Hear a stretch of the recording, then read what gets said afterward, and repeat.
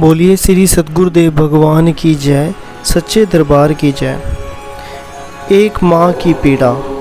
इस अनुभव के पिछले पार्ट में हमने सुना कि कैसे रुचि वधवा जी को उनकी जो दोस्त थी जो अब अमेरिका शिफ्ट हो गई थी, उन्होंने गुरु महाराज जी के बारे में बताया और उन्हें सत्संग में ले जाना स्टार्ट किया। और धीरे धीरे उनकी रुचि गुरु महाराज जी के प्रति, ज्ञान के प्रति बढ़ी, तो उन्होंने ज्ञान ले लिया।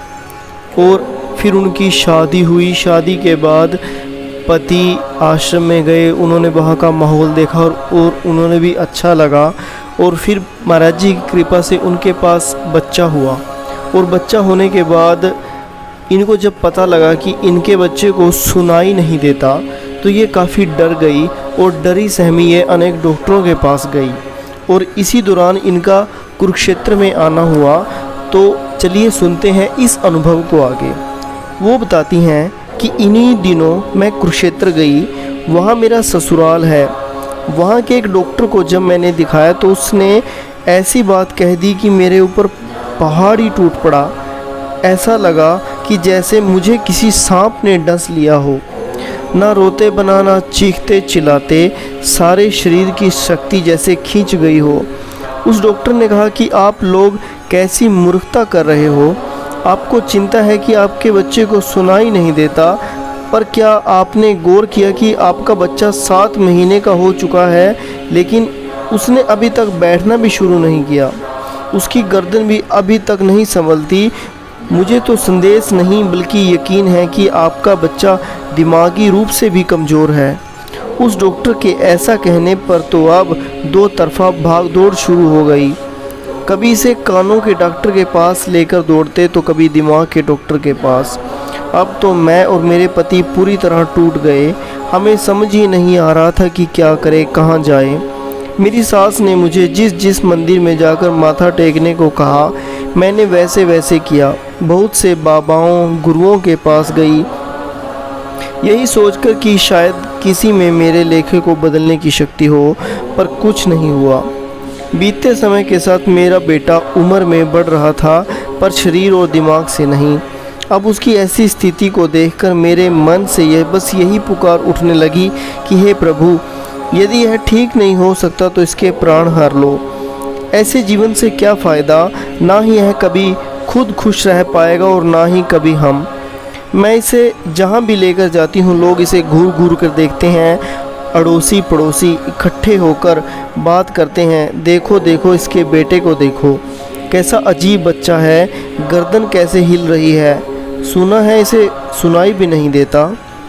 और फिर इकट्ठा होकर मेरे पास आते हैं, मुंह लटकाकर सात्वता भरे शब्द कहते हैं। मुझे यह सब अच्छा नहीं लगता था, इसलिए मैंने कहीं भी आना जाना बंद कर दिया।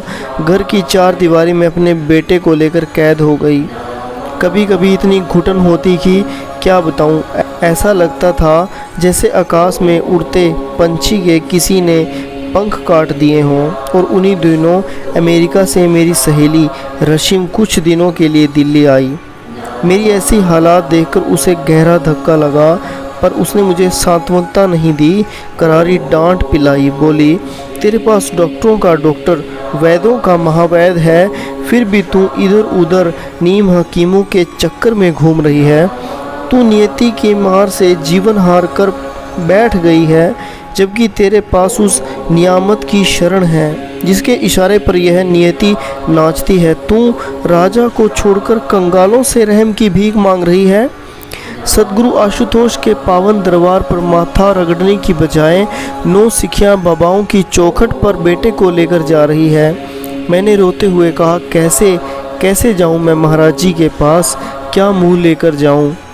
उन्होंने मुझे इतना महान ब्रह्म ज्ञान दिया, यदि मैंने उस ज्ञान को लेकर साधना की होती तो मुझे पूरा विश्वास है कि मेरे जीवन में यह कष्ट आया ही ना होता।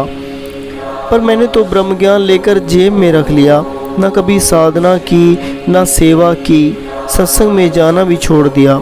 संसार की खुशियों में ऐसी खोई कि करतार को ही भुला दिया। अब कैसे जाऊं उनकी शरण में। रशीम ने मुझे बहुत समझाया, धैर्य बंधाया और कहा, गुरु महाराज जी परम पिता है, वे सब नादानों की भूलों को हमेशा से क्षमा करते आए हैं। तू चिंता मत कर, बस अब उनका चिंतन कर, अपने बेटे को लेकर आश्रम में जा, वहीं से तेरे बेटे को नए जीवन की किरण मिल सकती है। मुझे उसकी बात समझ आ गई। मैंने बेटे को लेकर पीतमपुरा स्थित आश्रम में पहुंची। आश्रम में पहुंचते ही थोड़ी देर के बाद ही मुझे गुरु महाराज जी के दर्शन भी हो गए। अब मैं स्वामी भैया के आगे रोने लगी और कहने लगी, भैया एक बार, बस एक बार मेरे बेटे के सर पर गुरु महाराज जी का हाथ रखवा दो, मैं बहुत दुखी हूँ।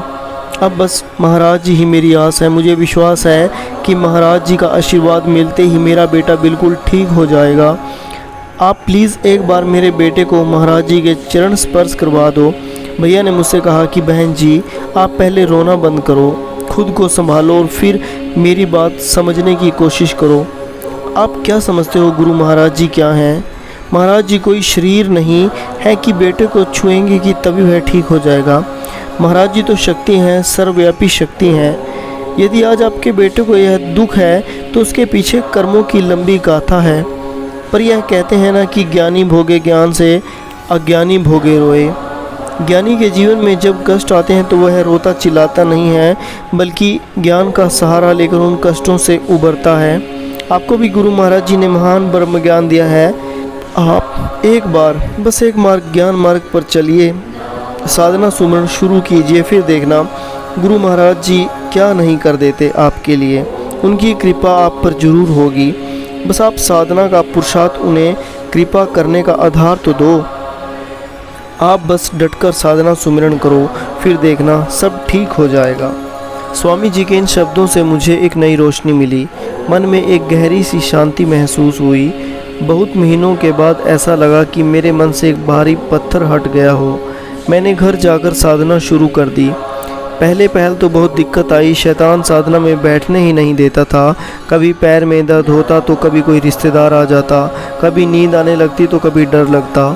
पर मैंने भी अपना मन कड़ा कर लिया। मैंने हार नहीं मानी। मैं साधना में ज़रूर बैठती।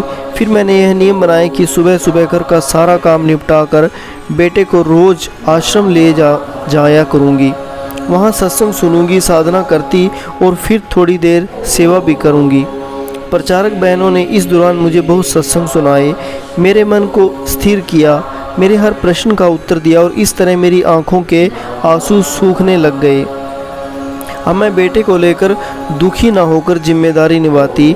हमने उसे हियरिंग एड लगवा दिया, साथ ही उसकी स्पीच थेरेपी चलने लगी। गंगाराम हॉस्पिटल से एक्सरसाइज शुरू हो गई। यूं ही दिन गुजरते गए। बेटा 1.25 साल का हो गया। एक दिन एक प्रचारक दीदी ने पूछा कि बेटे का नाम क्या है।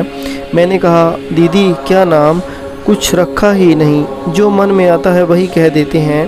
दीदी ने कहा कि चलो गुरु महाराज जी से बेटे का नाम रखवाते हैं। फिर दीदी महाराज जी के पास गई और थोड़ी देर के बाद खुशी से उछलती हुई आई और बोली, जानते हैं महाराज जी ने आपके बेटे का क्या नाम रखा है? महाराज जी ने कहा है कि इसका नाम होगा दिवेश। इतना सुनना था कि मेरी तो रुलाई फूट गई। मैंने कहा, महाराज जी कहाँ तो यह साधारण इंसान जैसा भी नहीं है और आप इसे देवेश यानी देवों का इश्क कह रहे हैं। सच में महाराज जी आपकी कृपा अपरंपार है। अब आप ही इसके नाम को सार्थक कर सकते हैं। फिर कुछ दिनों के बाद ही हमें खुशखबरी मिली कि गुरु कृपा से पहला और सबसे बड़ा प्रसाद, डॉक्टरों ने कहा कि आपका बेटा मेंटली रिटायर्ड नहीं है, वह बिल्कुल ठीक है। बस आपके विकास दर सामान्य बच्चों से थोड़ा कम है, इसलिए उसके लिए माइलस्टोन्स जैसे ही कि बैठना, उठना, दौड़ना सब थोड़ी देर से होंगे और यह कर सब पाएगा, पर थोड़ा आगे के सालों में। मैंने छूटते ही कहा, फिर आपने ऐसा पहले क्यों कहा था? डॉक्टरों ने कुछ कहते नहीं बना। तब मैंने मन ही मन कहा कि आप जान भी नहीं सकते हो कि आपने यह अपनी, क्योंकि यह आपकी दवाइयाँ या थेरेपी का कमाल नहीं है, बल्कि यह तो गुरु की कृपा का कमाल है। अब तो मुझे बहुत ज़्यादा हिम्मत और प्रेरणा मिल गई। मैंने साधना और ज़्यादा बढ़ा दी। कई लोग कहते हैं कि दुखों में साधना के लिए समय ही नहीं मिलता, पर मेरा मानना है कि दुख में इंसान ज्ञान के ज़्यादा करीब आ जाता है। मेरे बेटे के साथ भी बहुत मेहनत करनी पड़ती थी। मुझे बेटे के साथ भी काफ़ी मेहनत करनी पड़ती थी। कभी किसी थेरेपी सेंटर में ले जाना होता था तो कभी किसी पर मैंने कभी साधना को कभी नहीं छोड़ा, क्योंकि मुझे विश्वास था कि डॉक्टरों के चक्कर काटना तो मेरा कर्म है, कर्तव्य है, पर मेरा बेटा ठीक मेरी साधना से ही होगा। और मेरा विश्वास सही साबित हुआ। बेटे के हालात सुधरने लगे। गुरु प्यारे साधकों, इस अनुभव के अगले पार्ट में हम श्रवण करेंगे कि कैसे गुरु महाराज जी की कृपा से उनके बेटा एक सही दिशा की तरफ बढ़ा और उनके ज्ञान की प्रेरणा से ही उनके बेटे को एक अच्छे जीवन का सुख प्राप्त हुआ। इस अनुभव को मैं आज यहीं समाप्त करता हूँ। तो बोलिए श्री सद्गुरुदेव भगवान की जय, सच्चे दरबार की जय।